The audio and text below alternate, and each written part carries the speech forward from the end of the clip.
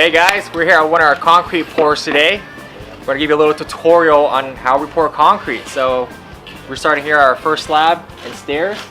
We got of course the concrete pump set up. It pumped the concrete about 200 linear feet up the stairs, here, back down, and we're gonna get that pool deck after. Concrete pump gets up here. Of course we got some rebar down.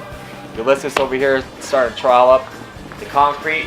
We already hit it with a bull float, which is made out of wood, pushes all the pebbles and the rocks and the sand down, exposes the concrete. You guys can see that concrete, the moisture and the water starting to come up.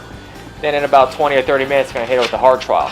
So once it starts setting up, we can go ahead and strip these forms and actually finish that as well. So you'll see a nice clean finished look. We're gonna walk down here, show you guys the curbs that we poured, as well as the pool deck and why it needs to be inspected properly and why you guys need a licensed contractor like us to make sure it goes right. So let's check it out, guys.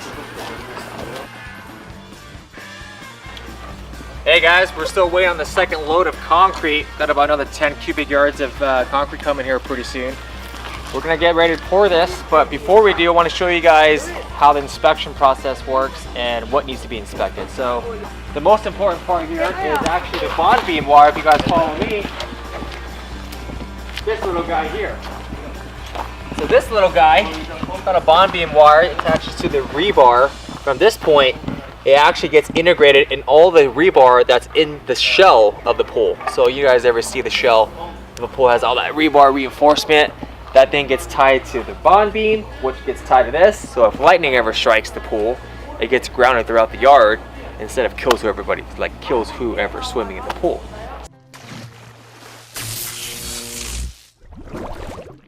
This definitely saves lives. So sometimes you need about 2, 3, sometimes even 4 bond beam wires, depending on how the code is per city. So you guys want to check for that. It's really important. And it's also really important that we pull this rebar up when we do pull the concrete, so it's right in the middle instead of laying on the ground, which is just fine as long as everybody's pulling it as we pour the concrete. So you guys want to check for that too. This is actually very important too. It's called an expansion foam. We usually install this in all of our concrete pours. And what that does is it relieves the pressure that the concrete needs to expand and contract, and it doesn't press up against the whole pool. Because, you know, as you guys may know, the pool is super, super heavy. So if the pool ever gives way and settles a little bit, it doesn't pull the concrete with it, it just gives it that space. So it just further protects the pool. It's really important to have this here. You know, and then later on we can just use some grout and just fill this little void in. It's gonna make it, give it a good finish. So you guys wanna check for that too. Expansion foam, guys, really important. Check it out. That's pretty much it for a pool deck. It's gonna look nice and clean here. Just simple concrete lines, simple scoring. It's just a nice modern and clean look.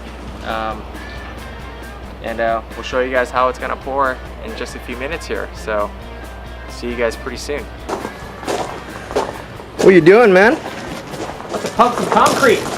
Hey, take a video of me, tronque. Right here. Right here. Look at. Hey. Looking, baby. Buddha. Buddha. Hey. My Buddha. Do you do Buddha? Yeah. Look at the Buddha, baby. Yeah. Look at this bad boy.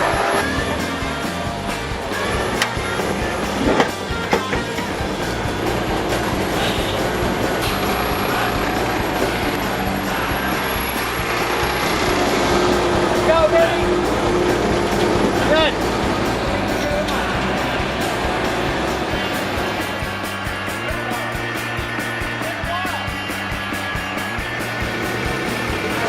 Truck backed up to our rig here. It's our concrete pump.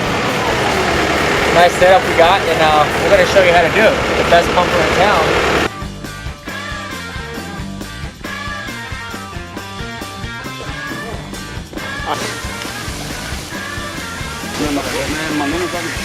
Always use a concrete pump. Always got to guide the rod stick. Always got to guide checking the level, making sure our water's draining properly. Always got a guy in the rebar pulling that rebar up. And always got a good pumper like myself.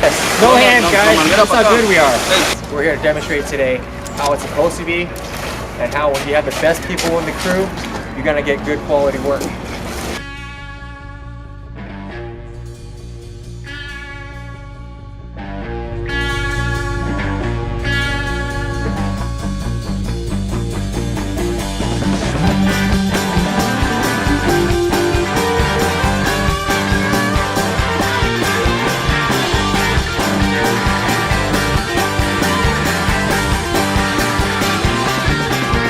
Look at the way he's picking his feet, guys. Look at the way he's picking his feet. You know he's a professional when he's picking his feet like that. Look at that. Oh, he's a pro with that crack, bro. Oh Full yeah. moon crack. Yeah, the ass crack. Let's see if we can get a rock in there, guys. That's fucked up. This is the worst thing about my job. I get to see this all day long. Oh, a little footing. a little. We got a little footing going on right there that we're gonna pour. 55 years old, guys. Look at him. My heart friendly. Looking over here too. Right here. This is Big Nose Buddha. There you have it, guys. How a concrete pour should go.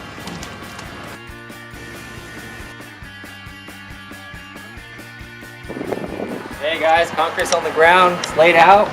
Getting ready to strip the forms. You can see the concrete's starting to set up. Probably about another 20-30 minutes we can start pulling out the forms. It was a little wet. Water's coming up. It needs to dry out, and then we can start putting our cold joints in there. I'm sorry, not cold joints, our hand joints in there, and prevent that from cracking. What do you guys think? Post up your questions. You guys have any questions about pouring concrete, about building a house? Anything. Anything. Get the inside scoop, guys. Check it out. Build it together.